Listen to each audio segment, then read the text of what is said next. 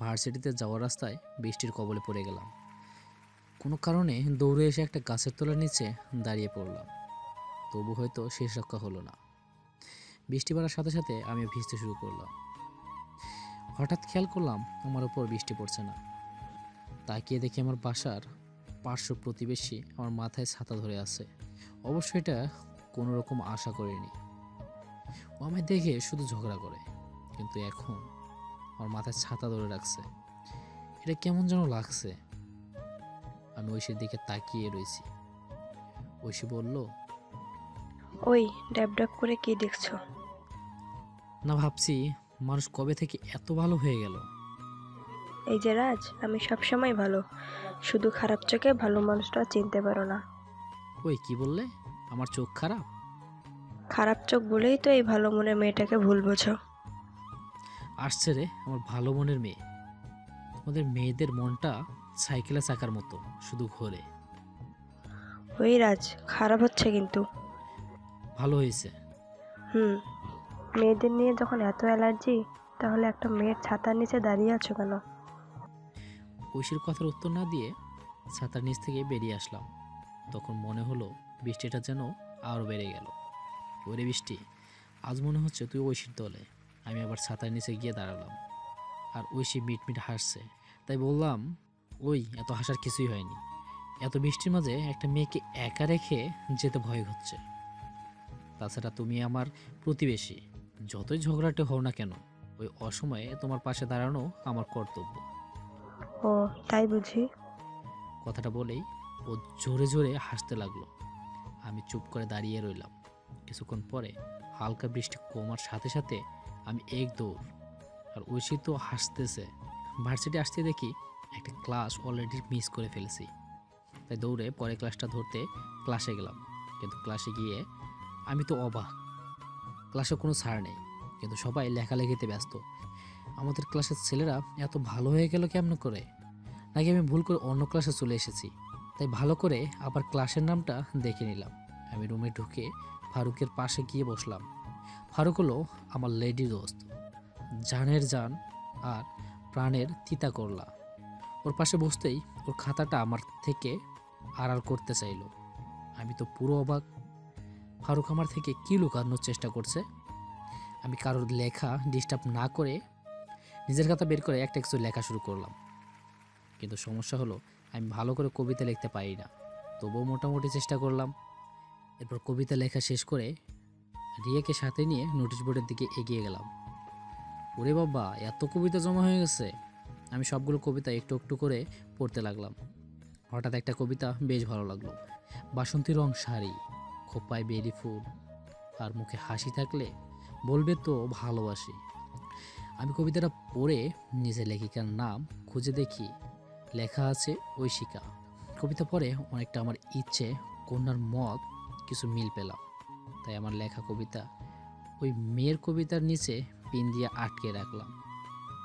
আমার কবিতাটা ছিল, হয়তো শুকনো গোলাপের পাপড়ি কালো হয়ে যাবে, তো ভালোবাসা সতেজ থাকবে, বাসবে কি ভালো একবার। এরপর বাসায় চলে আসলাম। রাতে ছাদে বসে গিটার বাজাচ্ছিলাম। হঠাৎ পাশের ছাদ থেকে একটা আওয়াজ ভেসে আসলো। কেউ উপকার করলে যে তাকে ধন্যবাদ দিতে হয়, সেটা হয়তো কারো জানা নেই। পাশের ছাদে তাকিয়ে দেখি ঐশী এমন একটা ভাব নিচ্ছে যেন আমায় দেখছেই না। ওকে, ধন্যবাদ। এমন ধন্যবাদ আমার লাগবে না। ও, পচা ছেলে। ওর কথা শুনে আমি বসা থেকে উঠে দাঁড়ালাম।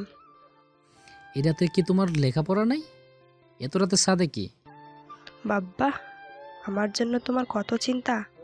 যাই হোক, তোমার গিটারের আওয়াজেই তো পড়ার মুডটা নষ্ট হয়ে গেল। ওই কারোর জন্য আমার মনে চিন্তা নাই। আর যদি আমার গিটারের কারণে যদি তোমার পড়ালেখা নষ্ট হয়, তাহলে বেশ হয়েছে। ওই, আমার সাথে এত ঝগড়া করো কেন? হ্যাঁ, একটু ভালোবেসেও তো কথা বলতে পারো। কীভাবে কথা বলবো? না, কিছু না। এই রাজ, শোনো না, আজ না একটা ছেলে আমার জন্য কবিতা লিখেছে। মানে? আরে ভার্সিটিতে কবিতা প্রতিযোগিতা চলছে না, আমি একটা কবিতা লিখে নোটিশ বোর্ডে দিছি। এরপর আমার কবিতা নিচে একটা ছেলে কবিতা লিখেছে। মনে হলো কবিতাটা আমাকেই উদ্দেশ্য করে লেখা। ও তাই? আচ্ছা, ছেলেটার কবিতা বলো তো। বলা যাবে না, এটা সিক্রেট। ওকে বলতে হবে না। তোমার কপালে যে ছেলে জুটবে না, সে 2 দিনেই তেজপাতা হয়ে যাবে। কি বললে? তোমার কপালে ইয়া মোটা হাতি বউ হবে, দেখে নিও। হুম। রাগ দিয়ে আমি ছাদ থেকে চলে আসলাম, আর সে চলে গেল। এই মেয়েটা আমার সামনে আসলে শুধু ঝগড়া করে। সকাল সকালই ভার্সিটিতে চলে গেলাম, আর প্রথমেই নোটিশ বোর্ডে গেলাম। তারপর অনেক খুঁজে ঐশীর লেখা কবিতাটা বের করলাম। আমার কবিতার নিচে আরেকটা কবিতা দেখলাম, আর সেটার লেখিকাও ঐশিকা। তার মানে ঐশিকা আমার কবিতার উত্তর দিয়েছে। আমি ওর কবিতাটা পড়তে লাগলাম। বাহ, বেশ লেখা ওর। ওর কবিতা শেষ করে আমি নিজে একটা ছন্দ লিখে ওর কবিতার নিচে লাগিয়ে দিলাম। এভাবে প্রতিটা দিন আমার আর ঐশিকার মাঝে কবিতা বা ছন্দের মালাগাথা হতে থাকে। আর আমার পাশের বাড়ির ঐশিকার সাথে ক্রমাগত ঝগড়া চলতে থাকে। আমি ভার্সিটিতে খোঁজার চেষ্টা করি, কিন্তু ঐশিকাকে পাইনি। শুধু ওর নামের সাথে ম্যানেজমেন্ট ডিপার্টমেন্ট দেওয়া ছিল। হঠাৎ একদিন ভার্সিটিতে এসে নোটিশ বোর্ডে নতুন কোনো ছন্দ এসেছে কিনা দেখতে গেলে দেখি নোটিশ বোর্ডের সব কাগজ খুলে ফেলা হয়েছে। এর কারণে মনটা খারাপ হয়ে গেল। এরপর আর ঐশিকার সাথে কোনো তথ্য আদান প্রদান হয়নি, তবে মনে মনে ওর জন্য এক প্রকার ভালো লাগা তৈরি হয়ে গিয়েছিল। একদিন রাতে ঘুমাচ্ছি, অনেকটা চেঁচামেচির কারণে ঘুমটা ভেঙে যায়। ঘুম ভাঙতেই দেখি আমাদের বসার ঘরে লাইট জ্বলছে। মা বাবার কিছু হলো কি না ভেবে দৌড়ে গেলাম, কিন্তু গিয়ে দেখি মা আমাকে ডাকতে আসছিল। পরে বুঝতে পারলাম পাশের বাসা থেকে আওয়াজ এসেছে। তার মানে ঐশীদের বাসা থেকে আমি আর বাবা আর দেরি না করে তাড়াতাড়ি চলে গেলাম। এরপর দেখি ঐশীর বাবা মাথায় অনেকটা আঘাত পেয়েছে আর অনেক রক্ত পড়ছে। আমি, বাবা আর ঐশীদের নিচের তলার কয়েকজন লোক মিলে ঐশীর বাবাকে সদর হাসপাতালে নিয়ে যাই, আর ঐশীও সাথে আসে। এরপর সাথে সাথে চিৎকার শুরু হয়ে যায়, কিন্তু এবি পজিটিভ রক্তের প্রয়োজন পড়ে। যদিও ঐশীরও এই রক্তের গ্রুপ, কিন্তু ডাক্তার কিছু কারণে রক্ত নিতে চাইল না। এরপর রক্ত না খুঁজে আমি রক্ত দিতে রাজি হলাম, কারণ আমারও একই রক্তের গ্রুপ ছিল। যখন যখন আমার হাত থেকে রক্ত নিচ্ছিল, তখন ঐশীর চোখগুলো অন্যরকম একটা কথা বলছিল, যেন ও আমার কাছে কোনো কারণে ক্ষমা চাচ্ছে। এরপর সারা রাত আমাদের সবার হাসপাতালেই কাটে। সকাল 8:30 বাজে ঐশীর বাবা জ্ঞান ফিরে। তারপর ডাক্তারের সাথে কথা বলে ওনাকে বাসায় নিয়ে আসি। যখন একটা গাড়িতে করে সবাই আসছিলাম, তখন আমার পাশে ঐশী বসেছিল। ও হঠাৎ আমার হাতটা ধরলো। আমি ওর দিকে তাকিয়ে বললাম, সরি। কিসের জন্য? এমনি। আমি আর কোনো প্রশ্ন করি নাই। এরপর প্রায় 1 সপ্তাহ কেটে যায়, আর এখন ঐশীও আমার সাথে ঝগড়া করে না। আর ঐশীর ঝগড়াটা আমি খুব মিস করি থাকি। তাই বাধ্য হয়ে আমি ঐশীদের বাসায় যাই। ঐশীর বাবা কেমন আছে জেনেও আসবো, আর ঐশীর সাথে একটু ঝগড়াও করে আসবো। ঐশীদের বাসায় কলিং বেল বাজাতেই ঐশীর আম্মু দরজা খুলে দিল। আমাকে দেখেই উনি তো খুব খুশি, আমাকে ভিতরে আসতে বললেন। আসলে এই প্রথম আমি ঐশীদের বাসায় আসলাম। এরপর আমি আঙ্কেলের সাথে দেখা করতে রুমে গেলাম। আমাদের দেখে আঙ্কেলও অনেক খুশি হলেন। এরপর ওনার সাথে কথা বললাম। এরপর আমি আঙ্কেলের থেকে বিদায় নিয়ে পাশের রুমে গেলাম। এটাই ঐশী রুম হবে, কারণ রুমে ওর একটা বড় ছবি লাগানো আর ঘরটা গোছানো। কিন্তু রুমে ঢুকে দেখি ঐশী নেই, মনে হয় ওয়াশরুমে গেছে। তাই আমি ওর রুমটা ঘুরে ঘুরে দেখছিলাম। হঠাৎ চোখে পড়লো টেবিলের ওপর রাখা ডায়েরিতে। যদিও কারো ডায়েরি পড়া উচিত নয়, তবুও ডায়েরি পড়ার লোভ সামলানো সহজ নয়। আমি ডায়েরিতে খুলতেই কতগুলো রঙিন কাগজ পেলাম, আর প্রতিটাই কবিতা। আর সবচেয়ে বড় কথা হলো, এইগুলো আমার লেখা কবিতাগুলো খুব যত্ন করে সাজিয়ে রেখেছে। এরপর ডায়েরিটা পড়তে লাগলাম। আমার সাথে ঐশীর প্রথম দেখা হওয়া থেকে শুরু করে প্রতিটা ঝগড়া ও তারিখ লিখে রেখেছি। সবটা না পারলেও শেষের কয়েকটা পৃষ্ঠা পরে বুঝতে পারলাম এই হলো ঐশিকা, আর শেষে আমাকে উদ্দেশ্য করে লেখা। রাজ, তুমি হয়তো কখনো বুঝবে না আমি সেই ঐশিকা।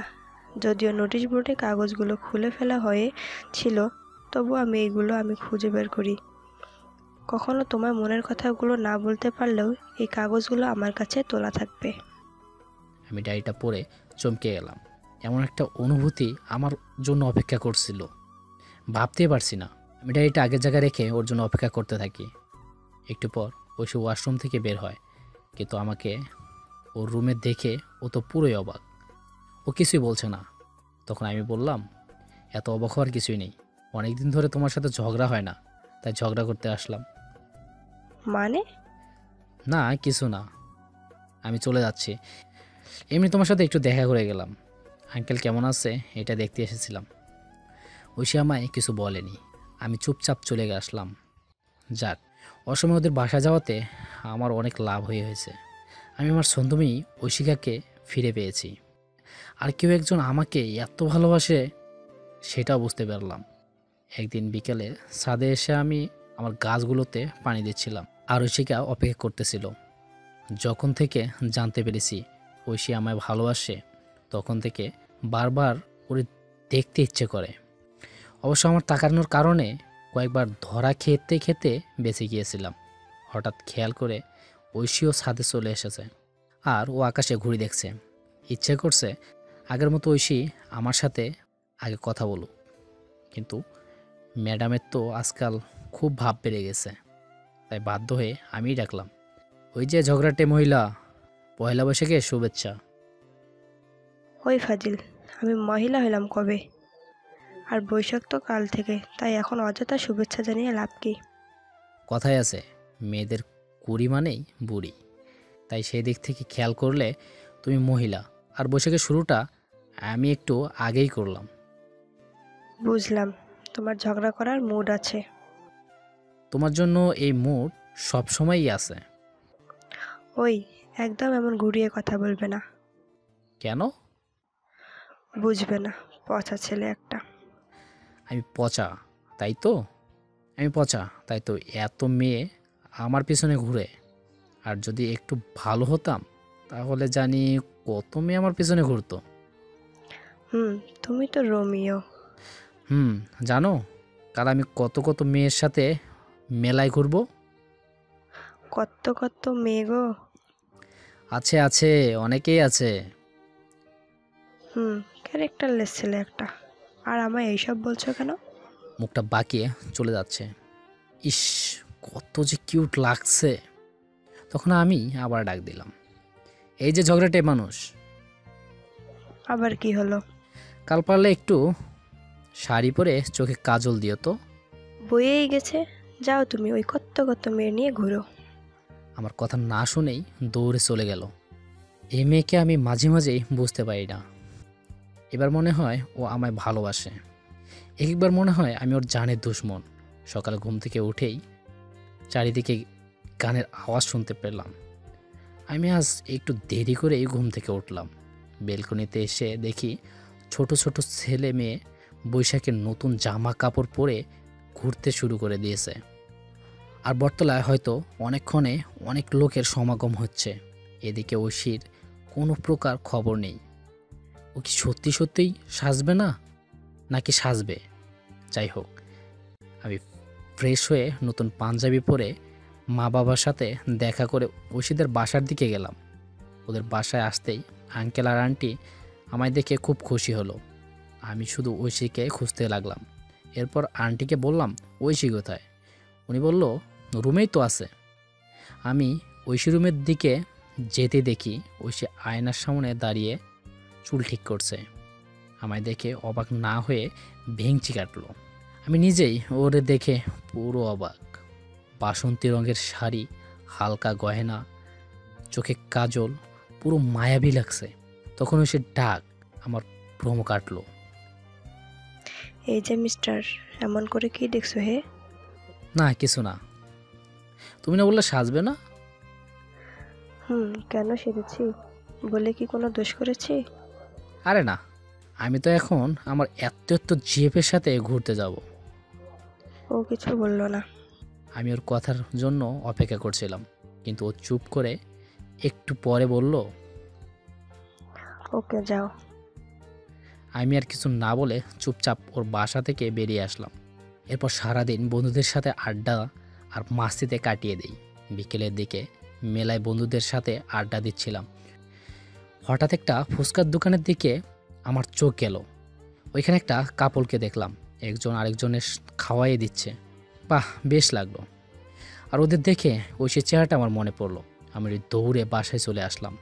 বাসায় এসেই আমি আগে ঐশীদের বাসায় গেলাম। ওদের বাসায় গিয়ে শুনি ঐশী নাকি সকাল থেকে শুধু শুধু কান্না করছে, আর কাউকে কিছু বলছেও না। তারপর আমি ঐশী রুমে গিয়ে সকালে যেই শাড়ি পরেছিল ওই শাড়িটাই পরে আছে, তবে শাড়িটা এলোমেলো হয়ে গেছে আর চোখের কাজলগুলো চোখের জলে ভেসে গেছে। আমি চুপচাপ ওর পাশে গিয়ে বসলাম আর বললাম, কান্না কি শেষ হয়েছে নাকি আরেকটু কান্না করবে? আমার কান্নায় কার কি যায় আসে? তাও তো কথা। তোমার এত এত গার্লফ্রেন্ডের সাথে ঘোরা শেষ হয়েছে? না, আর একজন বাকি আছে। তাহলে তাড়াতাড়ি যাও, ও হয়তো অপেক্ষা করে। যাবো তো, কিন্তু প্রিয় মানুষটা যদি এভাবে কাঁদে তাহলে তাকে কি নিয়ে যাওয়া যায়? চুপ করে আছে। ঐশী মাথায় বেলি ফুল আর গোলাপ নিয়ে খোপা করেছিল। আমি এই খোপা থেকে গোলাপটা খুলে নিলাম আর ওর সামনে হাঁটু গেড়ে বসলাম। হয়তো শুকনো গোলাপের পাপড়ি কালো হয়ে যাবে, ভালোবাসা সতেজ থাকবে। বাসবে কি ভালো একবার? এই ছন্দটা আমি ওই নোটিশ বোর্ডে লাগিয়ে দিয়েছিলাম। ঐশী আমার দিকে তাকিয়ে রয়েছে, আর ওর বুঝতে বাকি রইল না আমি সব জানি। আমার হাত থেকে গোলাপটা নিয়ে নিল। তখন আমি বললাম, কান্নাটা এবার কমিয়ে একটু ভালো করে সেজে নাও না, নয়তো মেলায় অন্য মেয়েদের ওপর ক্রাশ খেতে পারি। খুনও করে ফেলতে পারি অন্য কাউকে পছন্দ করলে। এরপর ঐশী ওয়াশরুমে চলে গেল আর আমি ওর অপেক্ষা করতে লাগলাম। মেয়েটা ঝগড়াটে আর পাগলি হতে পারে, তবে ওর মতো করে কেউ হয়তো আমায় ভালোবাসতে পারবে না।